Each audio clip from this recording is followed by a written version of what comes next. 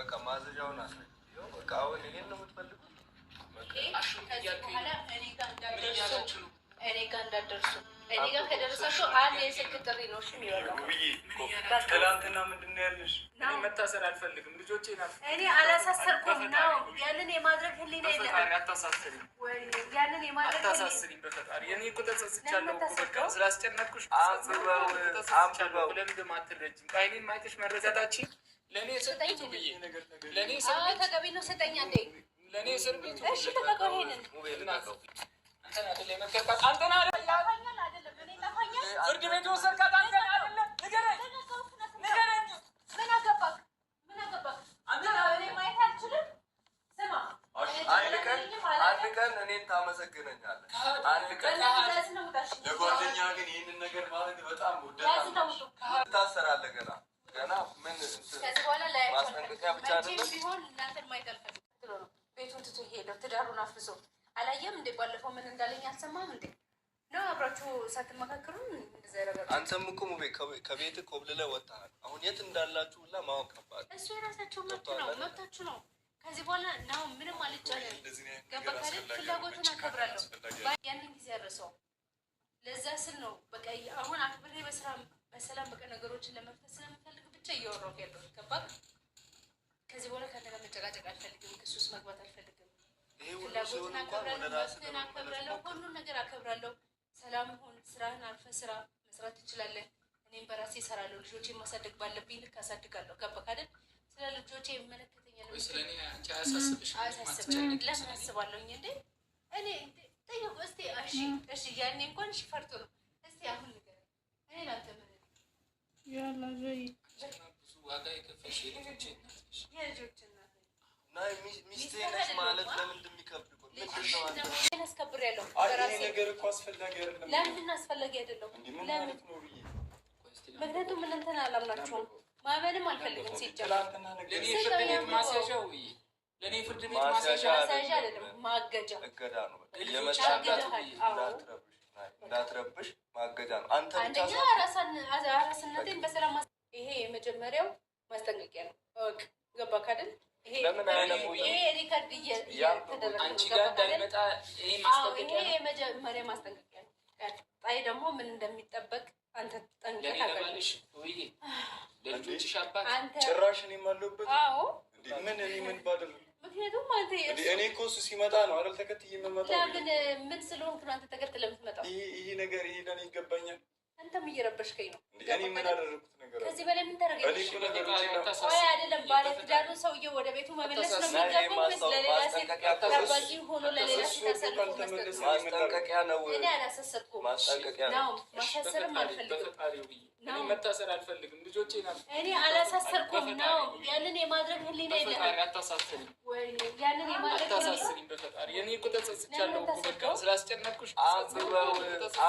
ለምንድን አትረጂም? በዓይኔን ማየትሽ መረዳታችን ለእኔ እስር ቤቱ ብዬ ለእኔ እስር ቤት ተገቢ ነው። ስጠኝ አንዴ። ለእኔ እስር ቤቱ እሺ ተጠቀው ይሄንን ለእኔ እስር ቤት ይገባኛል። ዛሬ ምን ተገኘ? ዛሬ ምን ተገኘ? ምን አገኘ? ምን አገኘ ዛሬ? ይኸኛው ማስጠንቀቂያ ነው። እኔ አንተን ማሳሰብ ቤት ጨክንሽ ልታሳስብ። አዳምጠኝ። ያ ሁሉ የፍቅር ጊዜ ተረሳው ብዬ ወይኔ ዛሬ ምን ነው ተንቀጠቀጥክ? ለምን ፈራክ? ምንም ያስፈራ ነገር መጣ? እኔ ከልጆቼ ተለይቼ ልኖር አልችልም። ኧረ እባክህ ከዚህ በላይ መታሰር አልፈልግም። እኔ አንተን አላሳሰርኩም። ገባክ አይደል? ማሳሰርም አልፈልግም። ያን ያህል ህሊና የለኝም። ገባክ? ግን ማለት ነው አጠገቤ እንድደርስ አልፈልግም።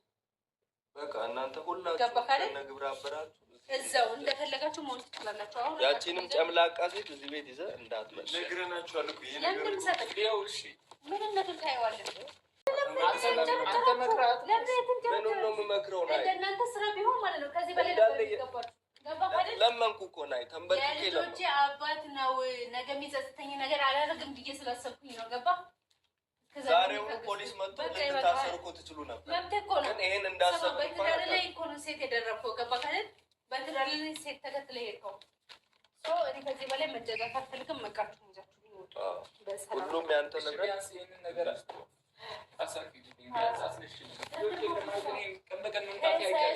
ከሰሰኝ አሁን ከዚህ በኋላ ህግ በር ላይ ነው። ስማ ጨካኝ ሴት ነሽ እንዴ? አንቺ እኮ ጨካኝ አይደለሽም ውብዬ። በቃ ይበቃኝ። አንቺ በላይ መልካም ሴት እኮ ነሽ። እሺ ልጆቹን ሊመጣ አይደለም ማለት ነው? አዎ ከዚህ በኋላ ልጅ የሚባል ነገር የለውም። ክሰሰኝ። እኔ በፍጹም አልከስሽም ውብዬ። እኔ አንቺን አልከስሽም። እኔ አንቺን የመክሰስ አቅም የለኝም። የልጆቼ እናት እንደዛ ከሆነ ብዙ ነገር አሳልፈናል። እኔ አንቺን በፍጹም መክሰስ አንድ ነገር ላስረዳ። እኔ አልከስሽም። ተረጋጊ። አንድ ነገር ላስረዳ። መሞት ካለብኝ እስካሁን ድረስ ማለት ነው ያላሳሰረችው በጣም የምታከብራቸውና የምትወዳቸው የአንተ ቤተሰቦችን ፈርታ ነው። ገብቶሃል አይደል? በዙሪያ ያሉ ሰዎችን ፈርታ ብቻ ሳይሆን ለእነሱ አስባ ነው። ገብቶሃል አይደል? በዛሬው ቀን ወታደር አምጣ ማሳሰር ትችላለች። የምታደርጉት ነገር ልክ አይደለም። ወደ ራሳችሁ ተመለሱ። በቃ አሁን ውጡልኝ። ገባክ? ከዚህ በላይ እናስረዳው ነገር እንዳትሰማው። ይህንን ነገር ግን አስቢበት። በደንብ አስቤበታለሁ። እንደውም በጣም ዘገየው። ሰላም ሰላም፣ ውድ ቤተሰቦቼ እንዴት አላችሁ? ነው ያለው እግዚአብሔር ይመስገን። እናንተም ባላችሁበት ሰላማችሁ ብዙ ትርፍ ይበል እያልኩኝ ዛሬ እንግዲህ ነው ውብዬ የመጨረሻ ብላ ማገጃ ወረቀት አምጥታለች። ያው እንዳያችሁት እንግዲህ እሱ ሊታሰር መስሎት ነበረ። ያው ሊታሰር መስሎት ስለነበረ እየለመናት ነበር። ግን ሊታሰር ሳይሆን እዛ እሷ ጋር በየጊዜው በየሰዓቱ እንዳይመጣ ነው። ምክንያቱም የእሱ መንጣት ተውትና ልጅቷን እየይዘው እየመጣ ልጅቷ ጠረጴዛ ላይ ሳይቀራት ፍጥ እያለች በጣም እየረበሰች ነው። እና አሁን ላይ ቁልፍ ምናምን ቀይራ ማገጃ ነው እንትን ያወጣችበት። ልጆቹንም አሁን የእሷን ከሱ ማዘዣ ወረቀት ሲያመጣ ነው ልጆቹን ይሄ ማየት የሚችለውም ማለት ነው። ስለ ሁሉም ነገር ግን ይከብዳል። የሞቀ ትዳር ያማረ እንትን ነው። በዚህ በማይረባ በትልክስክስ ነገር ትዳራችሁን ማፍረስ፣ ልጆቻቸው እንደገና ለብቻ ሆነው ሲያድጉ በጣም ጥሩ አይመጣም። ያው ማሳሰር ራሱ ትችላለች። በትዳር ላይ ትዳር ልጅቷ ራሱ እስር ቤት ነበር መክተት ትችላለች። ያው ያላሳሰረችው አንደኛ ነገር ናሂ የልጆቹ አባት ነው። ምንም አሁን ላይ የሆነ ነገር ቢፈጠር ባልሆነ ነገር ጥሩ የፍቅር ጊዜና ጥሩ ትዳር ነበራቸው። ለሰው የሚቀናበት ፍቅር ነበራቸው። በጣም ደስ የሚል እግዚአብሔርን የእነሱን ትዳር ማንም ሰው የሚመኘው ነው።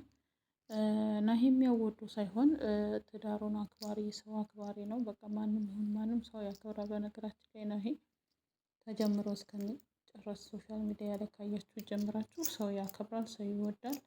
ግን አሁን እሱና ሙቢ ለብቻቸው አይደሉም። ገባችሁ አይደለም? እርግጠኛ ነኝ ናሂም ሆነ ሙቢ አንገታቸው ላይ ያለውን እና እጁ ላይ ያለውን ሙቢ ናሂም አንገቱ ላይ ያለውን ቢያወጣው ወደ ራሳቸው ተመልሰው በጣም በትልቅ ከዛ ከበፊቱ የበለጠ እንደሚጸጸቱ አውቃለሁ። ሆኖም ግን እነሱ አሁን ላይ እንዲያወርቁት አይደለም የተደረገው እና ዞሮ ምንም አለምንም ተደረገ ሰይጣን ስልጣን የለውም። ለጊዜው ሊያሰቃያችሁ እንትን ሊላችሁ ስልጣኑ የእግዚአብሔር ብቻ ነው። ስለሆነም ግን ይሄ ነገር እንደዚህ አይነት ነገር በጣም አጸያፊና ልንጸየፈውና ልንሸሸው የሚገባ ነው። ይሄ አጉል አምልኮ ምናምን ነገር ምን አይነት ልጅ እንደሆነች ታላቅም። ልጅቷ ግን በጣም ገና ልጅ ናት። ገና ከሷ ብዙ የሚጠበቅባት ብዙ መስራት የሚገባት ልጅ ናት። ወጣት ናት። ግን በዚህ ውስጥ ለምን እንደሚገቡ እንደዚህ አይነት ስራ ውስጥ ለምን እንደሚሉ ባይገባኝም ማለት ነው። ግን ልጅቷ ዛሬ የለችም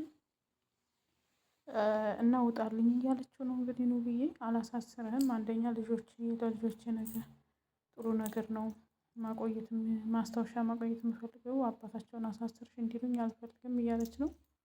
እና ውብዬ እንዳለችው ልጆቹ ይሄን ነገር ቢያው አንቺ አባታችንን አሳስረሻል፣ ነገ ዛሬ ላይ ህፃን መሆናቸውን አይደለም ማየት ያለባቸው፣ ነገ ልጆቹ ይወቅሳታል። ውብዬ ያደረገችው ነገር በጣም ትክክል ነው ብዬ ነው፣ የሚደገፍ ነው።